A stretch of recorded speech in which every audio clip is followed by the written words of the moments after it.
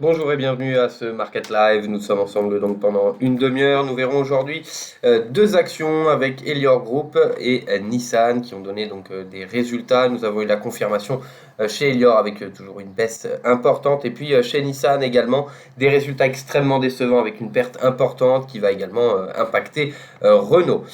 Nous verrons également des indices donc par la suite. Nous verrons les indices américains avec en tout cas l'indice américain avec le S&P 500 et puis nous regarderons le DAX 30, des indices donc qui progressent surtout en Europe depuis la solution, en tout cas depuis les mesures qui ont été annoncées au niveau de l'Union européenne, en tout cas de la Commission européenne, qui a donné son plan hier, un plan à 750 milliards d'euros, qui devrait donc permettre de soutenir l'économie de l'Union européenne. En tout cas, les informations où les décisions ne sont pas encore prises au niveau de l'Union européenne, mais cela avance bien et donc une décision historique au niveau de l'Union parce que ce serait donc un emprunt qui serait mené par la Commission européenne et donc un emprunt commun qui est donc une chose nouvelle qui était bloquée par l'Allemagne depuis toujours et ici donc le Covid pourrait amener à cette décision qui est plutôt positive d'un côté bien sûr pour soutenir l'économie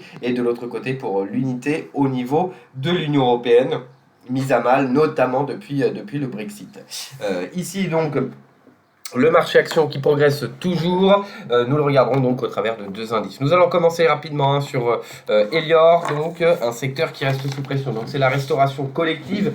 Déjà donc bien sûr des résultats qui sont plutôt décevants. Ici chez Elior, c'était donc les résultats du premier semestre. On avait les résultats préliminaires et puis on a eu les résultats définitifs qui amènent, on le verra, une baisse importante, un chiffre d'affaires donc 2,46 milliards, une baisse de 5,2%, 6,2% avec à taux de change et périmètre constant, et la perte nette qui elle est égale à 17 millions d'euros, 17,2 millions d'euros. Le Covid, donc en tout cas l'épidémie a impacté les résultats à hauteur même de 157 millions d'euros, donc le premier semestre, qui s'arrêtait bien sûr fin mars.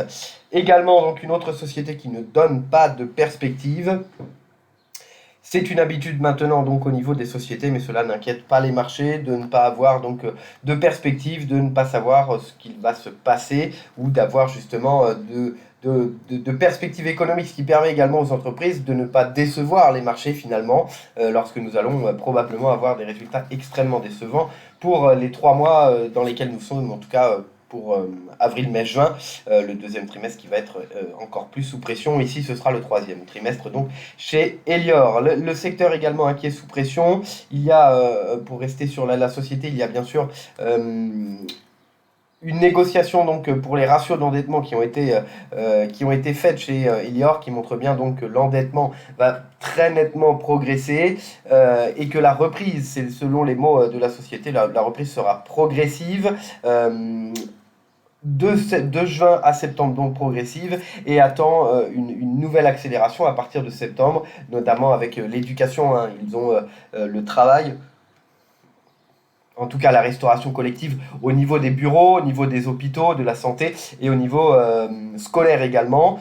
Au niveau des hôpitaux, cela s'est soutenu, même s'il y a eu tout de même des pressions avec voilà, des habitudes qui se sont déréglées avec le Covid. Au niveau des entreprises, également un fort impact. Et puis au niveau de l'éducation, bien sûr, cela n'a pas repris. Et donc, l'activité pourrait reprendre, selon le groupe, à partir de septembre, ce qui permettrait une accélération. En tout cas, de reprendre une croissance au niveau des résultats. La France le plus touché également, selon le groupe, qui est le premier marché de la société. Alors le secteur également pourrait être sous pression, notamment avec le secteur donc des entreprises et le télétravail, le développement du télétravail ou encore le développement justement de bureaux plus petits dans différents endroits, ce qui amènerait à une difficulté d'avoir des cantines, des restaurations collectives plus importantes qui pourraient justement diminuer l'activité du secteur. Donc attention tout de même entre ce télétravail, entre justement la division des gros bureaux qui pourrait amener à des pressions sur le secteur secteur. En tout cas, pour le moment, Elior Group, donc, qui reste sous pression actuellement. Nous allons d'ailleurs le voir tout de suite sur le graphique. Mais attention donc à ce secteur au niveau moyen terme qui pourrait être sous pression avec les changements d'habitude. Il y a bien sûr Sodexo qui est suivi pour regarder un peu le secteur. Sodexo également qui pourrait avoir le même type de pression. Elior Group, donc rapidement au niveau historique, on le voit, une société qui reste déjà en baisse depuis un certain temps, depuis le plus haut ici. Nous avons eu tout de même une baisse de 83% et une accélération ici, on l'a vu, une chute nette comme on l'a vu sur la plupart des marchés. La hausse n'est pas aussi importante que sur d'autres secteurs ou même sur les indices que l'on va voir tout à l'heure. Même le CAC qui reprend la hausse et qui est sur les plus hauts depuis justement la chute, il y a, et on le disait, certaines sociétés et certains secteurs qui sont encore sous forte pression. Et ici, ce secteur d'activité pourrait mettre du temps à reprendre et la reprise pourrait être moins forte. En tout cas, il pourrait y avoir des réductions de capacité dans certaines sociétés, comme je le disais, avec les changements d'habitude. Au niveau technique, donc, une hausse importante tout de même, un point d'entrée ici assez important sous les 5 euros, donc qui a amené à une hausse de 40% et qui amène bien sûr par la suite à une baisse importante malgré la poursuite de la hausse donc sur les marchés financiers actuellement. Donc nous surveillerons ici la poursuite de la baisse sous ces 6 euros, ce seuil des 6 euros qui a mis en échec, qui a servi également de support donc depuis la reprise ici. Peu de comparatifs donc sur les plus bas historiques. Une reprise qui pourrait s'accélérer au niveau graphique en cas de dépassement ici des 7 euros, en cas de dépassement donc de l'oblique, pour venir sur la moyenne mobile sans période, avec des prix extrêmement bas en revanche.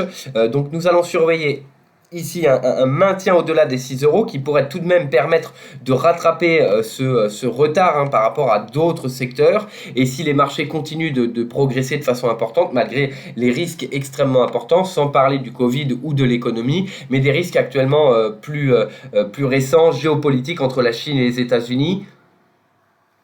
La Chine qui a donc passé ce matin la loi de sécurité à Hong Kong et qui devrait amener à des mesures de rétorsion de la part des États-Unis et notamment au niveau des visas, l'interdiction des visas pour les Chinois, les visas américains pour les personnes venant de Chine. Il y a 3000 étudiants qui vont être expulsés donc parce qu'ils ont été dans l'école militaire, en tout cas qui ont des liens avec l'école militaire donc ou le secteur militaire en Chine.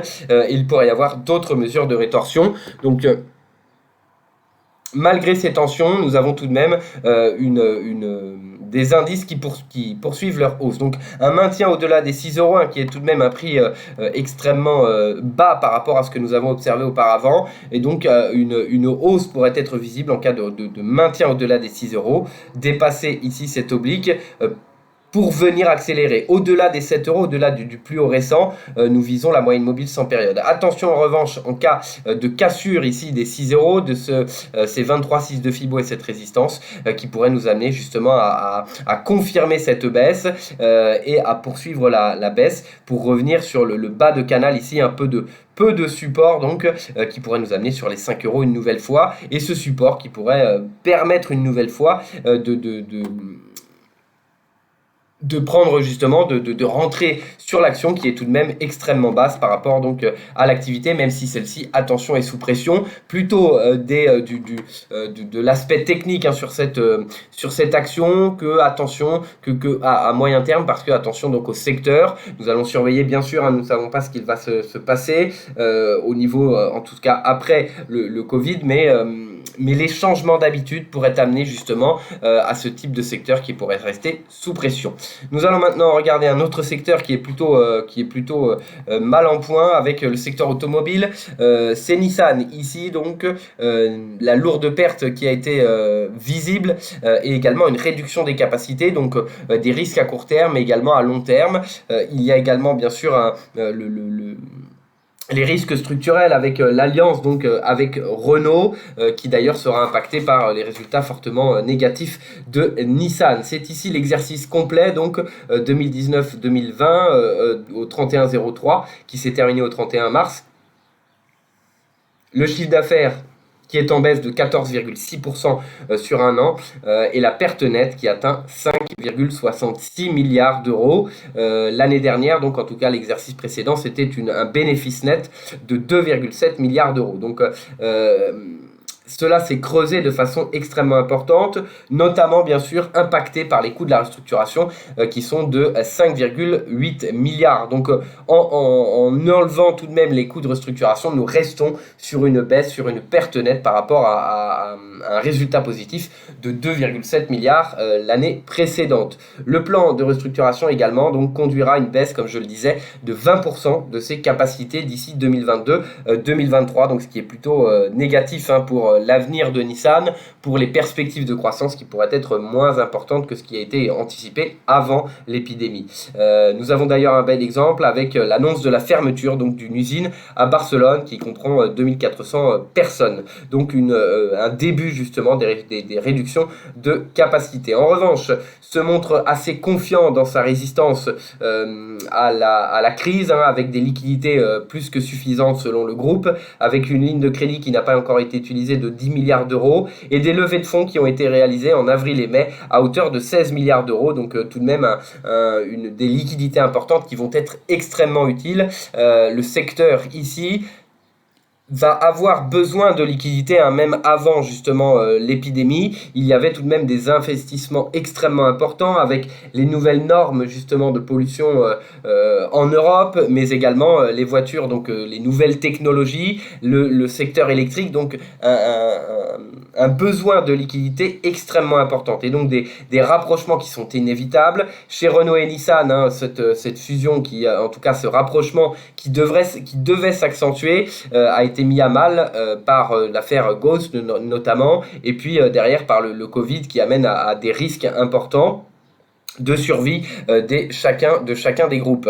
Au niveau de Renault, justement, Renault sera d'ailleurs impacté à hauteur de 3,57 milliards d'euros sur son résultat, du fait de ses résultats fortement négatifs chez Nissan. En France, il y a des annonces, des mesures qui ont été données sur le secteur auto, qui ont permis une accélération importante. On l'a vu sur Faurecia, sur Valeo, le Peugeot également qui en a profité de façon importante. Mais même si le secteur auto, pour nous, a un avenir important avec le renouvellement justement des parcs automobiles, il y a tout de même des risques court terme, des risques sur les dépenses, justement des dépenses importantes comme les voitures, la plus grosse dépense quasiment des ménages, qui devraient être décalées dans le temps avec la crise. Il y a une augmentation donc de l'épargne un peu en Europe, en France également, mais au niveau mondial également. Donc ce type d'achat devrait être décalé.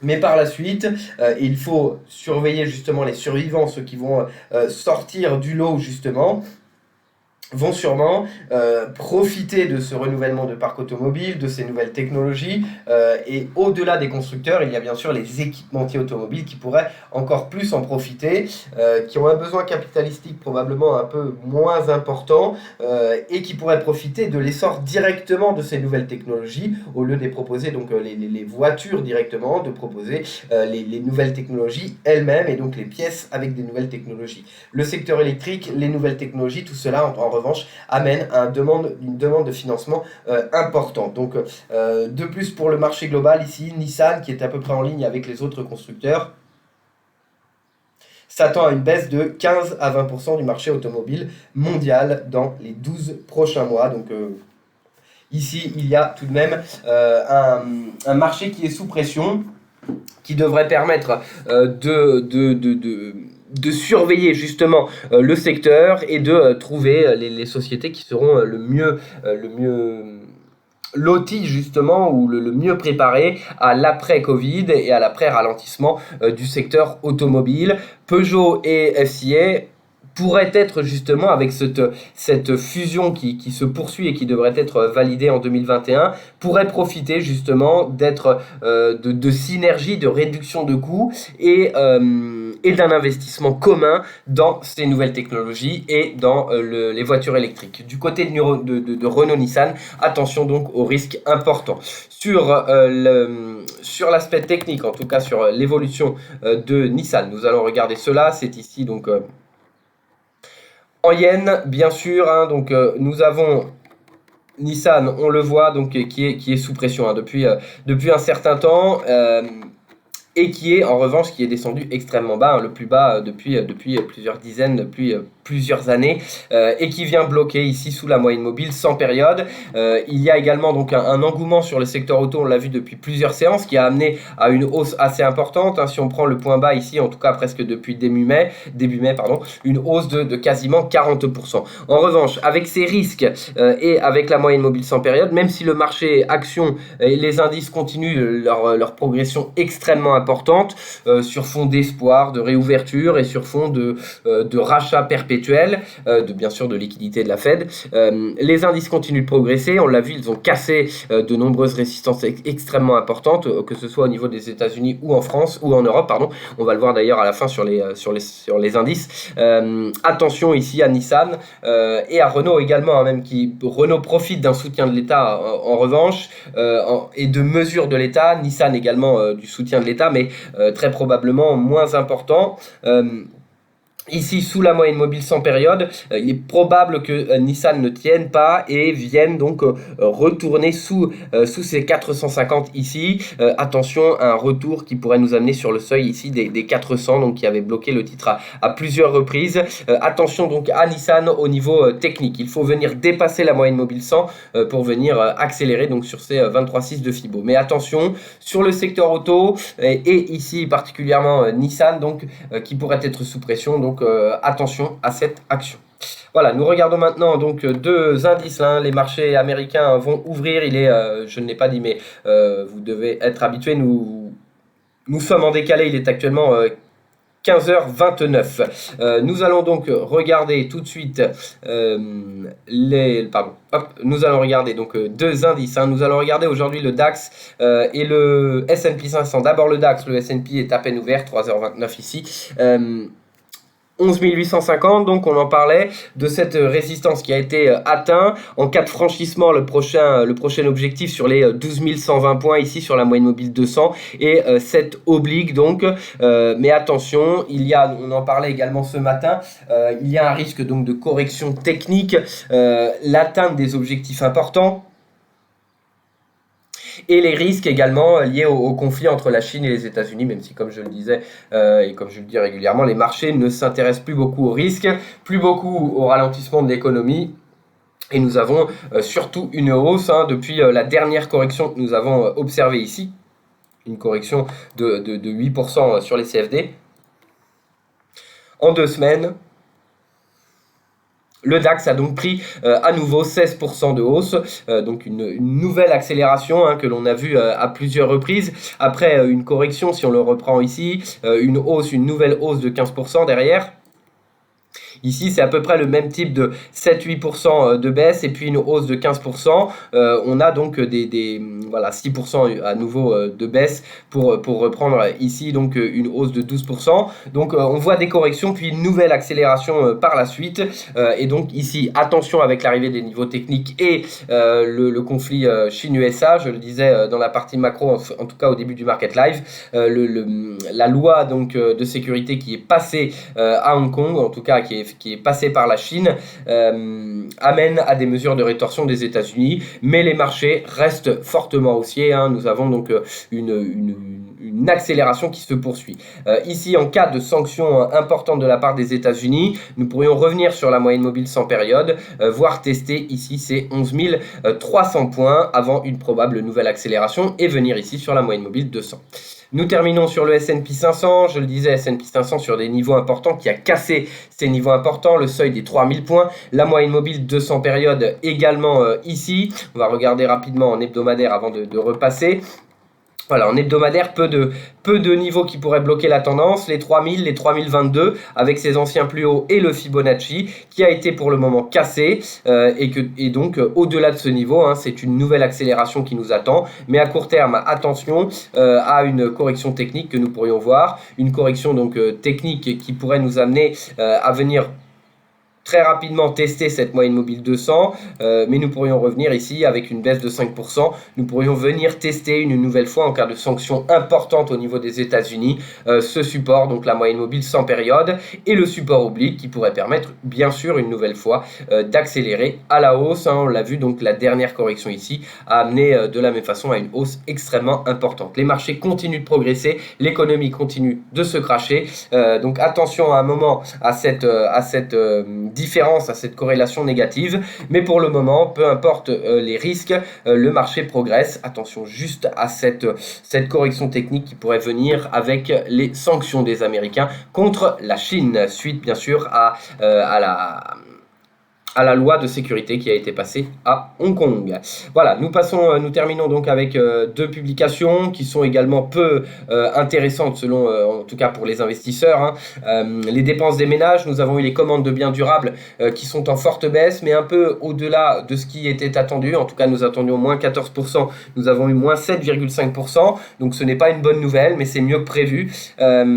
Et au niveau du PIB, en revanche, c'est le deuxième préliminaire au niveau des États-Unis que nous avons eu à moins 5% contre le premier préliminaire à moins 4,8%, mais de la même façon, ce n'est pas une information que les marchés surveillent. Les dépenses des ménages, ce sera donc demain aux États-Unis, et nous aurons également le PIB au Canada, un moins surveillé, mais qui confirmera un peu, bien sûr, la tendance. Le PIB, donc ici en mensuel, au Canada, moins 9%, donc c'est le mois de mars uniquement, hein, contre un précédent à 0%.